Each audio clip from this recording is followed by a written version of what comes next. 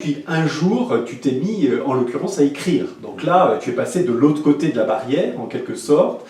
Et puis, cette écriture, à travers en particulier donc, le livre que l'on connaît bien, où tu racontes, tu fais le récit de ta vie, justement, sur les chemins noirs. En l'occurrence, on va te proposer de revenir en prison pour apporter quelque chose. Oui, c'est parce que j'avais découvert moi-même la lecture et l'écriture en prison, comme je viens de le dire. Il y avait un philosophe qui était insoumis et qui m'a apporté les premiers mots savants que je ne connaissais pas. Le mot schisme, le mot dialectique, le mot dichotomie des mots, pour moi, j'avais jamais entendu ça à Marseille dans les rues. J'étais toujours dans les rues. Et on employait 200 mots, souvent des mots vulgaires, des mots de minots. Tu vois. Et brusquement, j'entendais des mots qui me paraissaient éblouissants, mais je ne les connaissais pas. J'ai demandé à l'aumônier un petit dictionnaire et un carnet. Et tous les jours, en écoutant les philosophes dans la cour de promenade, et je rentrais dans ma cellule, je notais toutes les définitions de ces mots. Et j'ai appris un peu à parler, j'ai fait évoluer mon langage avec ce prof de philo dans la cour et ce dictionnaire. Donc la prison pour moi a été bénéfique. Moi, ma seule université, mon seul lycée, ça a été la prison militaire, où là, j'ai commencé à lire et à écrire. La grande majorité des prisonniers aujourd'hui, comme jadis, se dégradent en prison. Quand tu parles avec du béton, tu deviens aussi froid et méchant que le béton, que le barreau. Donc la prison, elle est très négative, c'est l'université du crime. Mais pour quelques-uns, ça peut être l'université, pour une grande minorité. Hein. Mais quand je suis sorti de cette prison et que je me suis mis par la suite à lire et à écrire tous les jours, j'ai fini par écrire mon premier roman, que tu as cité, Les Chemins Noirs. Et c'est là que la DRAC, un homme qui s'appelait Jean-Jacques Boin, m'a appelé, il avait lu Les Chemins Noirs, et il me dit, mais si vous avez découvert la littérature en prison, pourquoi n'iriez-vous pas faire lire et écrire des détenus? Et je suis allé dans la vieille prison d'Avignon, qui est fermée aujourd'hui, et j'ai fait écrire pendant des années un petit groupe de détenus. Et ce groupe de détenus, il a découvert comme moi la lumière. Je pense qu'il n'aurait jamais lu si je n'avais pas été là.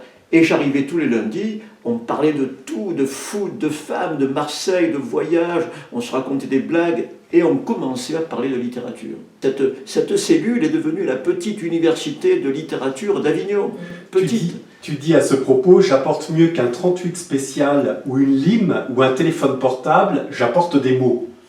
Combien de fois ils m'ont demandé, René, tu ne peux pas m'apporter un portable, tu ne peux pas m'apporter un chargeur de portable, tu ne peux pas m'apporter... Je dis non, je vous apporte des mots, c'est bien mieux qu'un calibre ou un portable. Je vous apporte un portable, je vais me faire virer, je ne viendrai plus jamais. Je vous apporte des mots, on reste ensemble tous les lundis, on boit un café, on part en voyage. Bon, j'apportais une tablette de chocolat, des navettes de Saint-Victor, un gâteau des rois.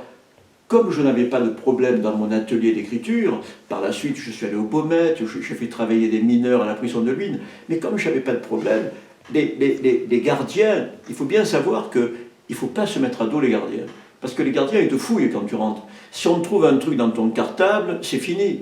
Et pour convaincre les gardiens que j'étais l'un des leurs, finalement, je suis allé manger avec eux au Mess des Baumettes, au Mess d'Avignon.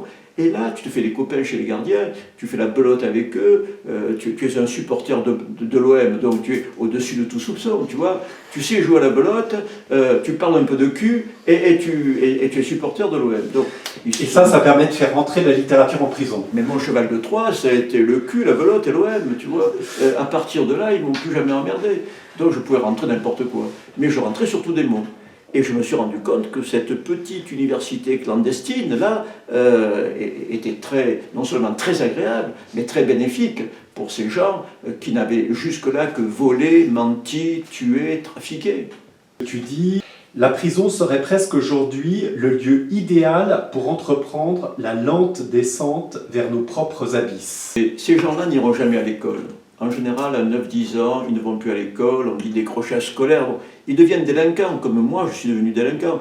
Donc quand tu es dans les rues à 9 ans, 10 ans, 11 ans, 12 ans, qu'est-ce que tu fais? Tu voles. Tu commences à voler une tablette de chocolat, un pain au chocolat pour manger, puis ensuite tu piques une chemise, une paire de pompes, puis une mobilette, et puis il y a eu une escalade. Je suis devenu un petit délinquant à Marseille. Donc j'ai volé tout ce que j'ai pu pendant des années. Tu deviens un voleur, tu deviens un menteur, tu traînes dans les rues, et tu finis au Baumettes. C'est la logique. J'ai retrouvé au Baumettes des jeunes que j'avais connus minots dans les rues et qui, eux, n'avaient pas eu la chance d'avoir une maman qui leur lisait des livres et pas eu la chance, finalement, de rencontrer un philosophe dans la cour d'une prison. Donc tu deviens une proie pour les prisons et tu passes ta vie en prison. Donc, apporter des mots à ces gens-là, c'est les transformer. Depuis 30 ans que je vais dans les prisons, je crois que j'ai apporté des centaines de livres et il y a beaucoup de ces gens-là qui sont devenus non seulement des lecteurs, mais quelques-uns des écrivains publiés. Donc tu as peut-être les livres ici sur tes étagères. Parmi tes 180 000 livres, tu as peut-être 2 ou 3 livres que j'ai fait publier et qui étaient des anciens trafiquants ou assassins. Voilà, ma démarche, elle n'est pas simplement une démarche, je dirais, humaniste d'apporter des mots, mais c'est aussi une démarche d'écrivain. Moi, je vais puiser dans les prisons des histoires, leurs histoires, et j'en fais des polars, j'en fais des romans. Donc c'est un troc. J'apporte des mots, j'en recueille d'autres. Et je fais des livres avec leur vie.